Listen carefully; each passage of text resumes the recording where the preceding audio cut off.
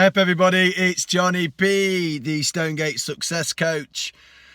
It's a horrible rainy day in Sheffield this Saturday, and something just came to mind that I'd like to share, and it's a story really, but this stemmed from a conversation that I saw on WhatsApp between some of the fellow managers that I'm working with around how now they are facing this big kind of challenge about getting back to work and coming off furlough for so long, and all these pressures now that are starting to come upon us around starting, back opening up. It's Monday, a lot of the businesses are going to be open now, and all of a sudden we've gone from one kind of energy where, we've been on furlough and on lockdown to this other kind of energy, which is like really fast paced and really demanding.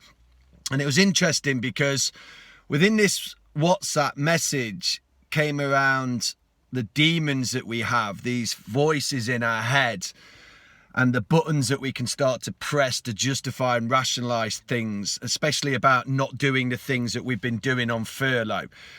And it started to get me thinking about a story around what I call the monster ship that I used to use and I still use on myself. And it goes like this really. Pretend that you're on a ship and that ship is you, and you're the captain of this ship or whatever you want to call yourself, but you're in control of this ship and you are basically on this vast ocean and we're just drifting away. So that's basically every day we just sort of drift away. We don't sort of have a purpose or a real clear aim, and we just carry on through life. And that is life a lot of the time, isn't it? It's different day, same old stuff. But you're on this ship and you're just drifting away from here to there to here. And then one day you decide that you want to aim for something, whatever that aim is, learning a little bit more, getting a little bit fitter, whatever that aim is, that goal or that objective. And it comes to mind and you think, yeah, that's it. I want to head towards this new island. I want to actually have some direction. And then before you know it, all these monsters appear, and what actually is, these monsters are underneath the boat. They're in storage. They're just quiet. They're hibernating. But the minute you start to steer your ship to a different direction, a different aim, these monsters wake up and they start to fly around and they start to tell us things. I'm not good enough. You're never going to make it. You're not disciplined enough. You're too big, you're too old, you're too small, you're broken. And all these monsters start to wake up because they start to scream at us and they start to tell us all these stories in our head, trying to get us to drift again, to keep us in our comfort zone, to keep us safe and secure. And this is a normal thing. And actually these monsters look scary at first, and what they're telling us is quite scary as well. And a lot of the time that gets us drifting again. But actually what these monsters are doing are protecting us. They're actually trying to help us, and actually start to realise if you carry on working towards that aim and really make it important, something that you value, you start to realise that these monsters, they don't have an effect on you. They're only just words. They're just telling you things to keep you out of harm's way or the unknown, a lot of it. Because a lot of these things that we do are unknown, and our mind doesn't like that. So they produce these monsters. They come out the bottom of this ship. But what I've found is when I've listened to my monsters, the self-critic, the judge, the comparer, that actually, if I carry on still moving towards my aim, they have less influence on me. Their voices become quieter. We start to turn down the volume. But at first when they start and they're screaming, oh, you're not good enough, John, you're too old for this, you shouldn't be doing that, these people are thinking this of you, all these kind of opinions start to be generated, and my monsters come forth again, and they start to fly around in my head and tell me all these stories. But what I've realised over time, that they're only words, they're only thoughts, and actually they're trying to help me, but actually this new aim that I'm working towards, whatever it is you choose, is something that I really value.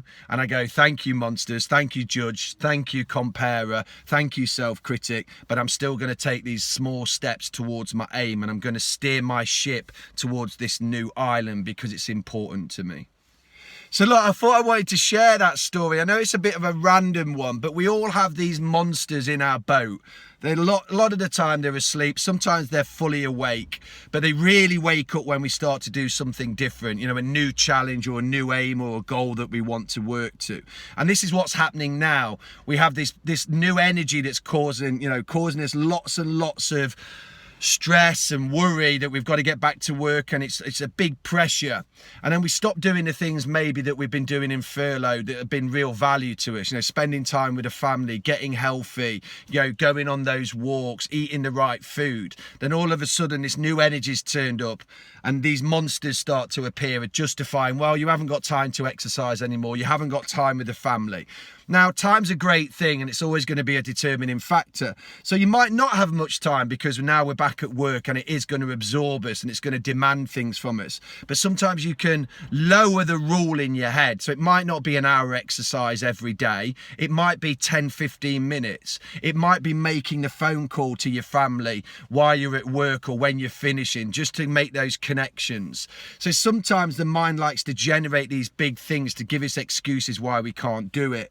So lower it a little bit, just lower the expectation, and that will quieten down these monsters that appear a lot of the time, especially the justify monster, the self-critic, the rationalise, the blame and excuse monster. They all turn up as well in our head, and actually then you're back to where we are again, not looking after ourselves, not spending time on the things that we want to do. So look, everybody's got their challenges to face. So this isn't like, oh, you know, do this and you get that. It's just a consideration, something to think about, guys. Anyway, look, that's me. That's my monsters in my boat story. I thought I might share it with you because they're out there. They're quite vocal at the moment, especially with everything that's going to be happening over the next couple of months. And anyone who's starting back on Monday, good luck with that. I know it's going to be tough going. Take a breath, hold yourself firm. Don't listen to those monsters. They're only stories, remember, thoughts and sometimes images in our head.